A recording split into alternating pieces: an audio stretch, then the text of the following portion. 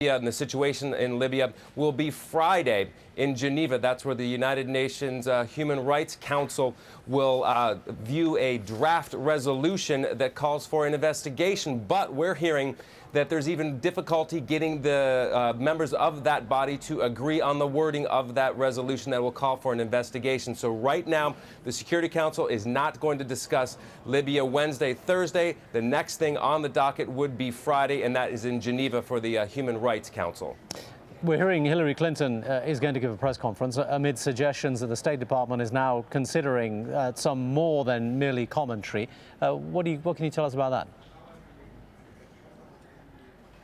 Yeah, no, what it is that 3 of the 5 permanent members to the Security Council have publicly said that they want more to be done about with the situation in Libya. And they say, all 3 have said, that the forum to do that is the Security Council. So hopefully with the probably what the Secretary of State Hillary Clinton is going to say today, and then hopefully in other nations, this cry for more to be done in Libya will turn into action here at the United Nations. Now, the reason that it's not really turned around that quickly here for action is because it's a very, very slow process. Yesterday, we saw that press statement come out of the Security Council condemning the violence, calling for an immediate end to the violence in Libya. But just the wording of that 5-paragraph statement took 3 hours. So if there's a resolution or sanctions that have to go through the Security Council, you can imagine it's going to take a very long time, and it's a very slow process. But we're probably going to hear that rhetoric crank up a little bit more at the Security Council over the coming days. All right, Scott Heider live in the UN. Thanks very much, Scott. Well, Libyans arriving at the border with Tunisia are now being allowed into the country. Thousands of people weighed down with suitcases, blankets and plastic bags have been streaming over the border. Nazanin Moshiri reports. They just keep coming. AlJazeera, the closest route out for those leaving western Libya. Many of them are Tunisians, some from Tripoli.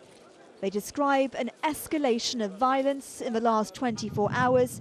Each person says they're lucky to be alive. They caught us and they told the pro-Gaddafi people, these are the dogs, we caught them. They handcuffed us and put our faces to the ground. Tension on this border is growing. There is a discreet army presence, but the Tunisians are very aware of Libya's military might just a few hundred meters away. A man who says he's a Libyan opposition leader is told to bring his flag down. Omar Mamdi left Libya on Sunday. He says the situation there is desperate. The Libyan people are burning. Kids, elderly men are dying by the hundreds every minute. We ask for help from all the free nations, if they really believe in freedom and democracy. For Libyans, Egyptians and many other nationalities, this North African country, once ruled by its own dictator, has become a safe haven. Tunisians are watching what is happening just across this border with a sense of apprehension and foreboding.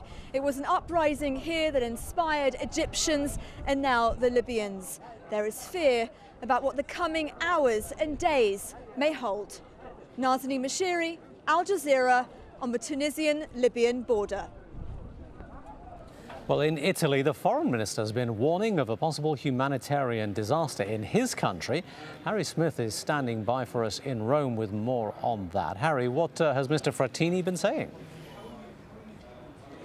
What he's been saying is quite remarkable language, really, if you consider the situation that Italy finds itself in with one of its nearest neighbours in North Africa on the verge of this possible catastrophe. He's been talking about an exodus of biblical proportions, a tidal wave of possible refugees coming towards Italy. I don't know if we have the speech that he made lined up, but if we do, this is now a good time to show it. I don't believe we do, Harry, unfortunately. But nonetheless, I mean, let me ask you, what basis does he have for this belief? I mean, he was talking in terms of 300,000 people, which really amounts to approximately 5% of the entire population of Libya. How does he get these numbers? The Italians have a lot of experience of illegal immigrants from North Africa.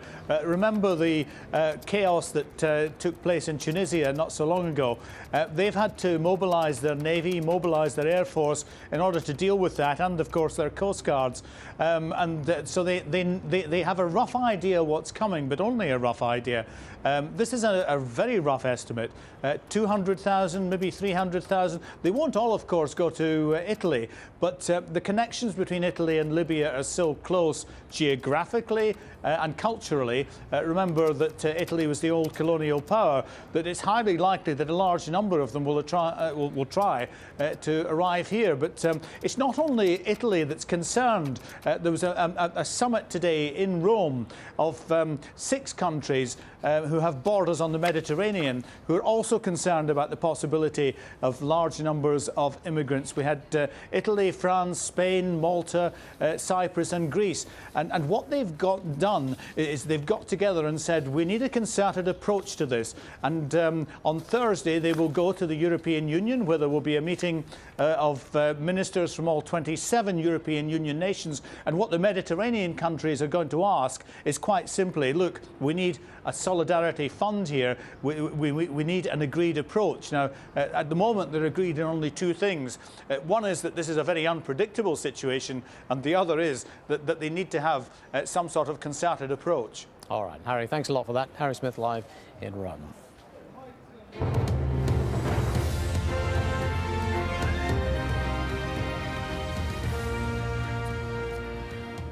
Well, let's step away from Libya for a moment to take a look at some of the other news. Human rights groups in Algeria are pushing for more change, even after the government said it's finally lifting the state of emergency. The Algerian Human Rights League says scrapping this 20-year law is a positive move, but it's still not enough.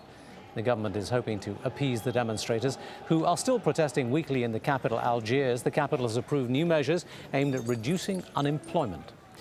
And Saudi Arabia's King Abdullah has promised $10.7 billion in pay rises, job creation and leniency for loans. He's made the announcement as he returned home to Saudi Arabia, having spent 3 months abroad taking medical treatment. This new development fund is being set up to help struggling Saudis buy homes, get married and start businesses. 7 people have been injured during more clashes in Greece's capital, Athens. Protesters threw rocks and fire bombs at police, who responded with tear gas. At least 4 people have been arrested. These demonstrations have been part of the general strike against the austerity measures in Greece. It's brought tens of thousands of people to the streets. Now, the rescue efforts are continuing in New Zealand. Hundreds of people are still thought to be missing following Tuesday's earthquake in Christchurch, and the hopes are fading for finding any more survivors. There have been more than 100 aftershocks, and both the airport and parts of the city hospital remain closed. Andrew Thomas reports. The rescue efforts continue, but with each passing hour, hopes fade. Here, where there stood a 6-storey building containing a TV station and a language school, now just smouldering rubble. There's no chance any more people can be pulled alive from here. Between 50 and 80 were inside when it fell.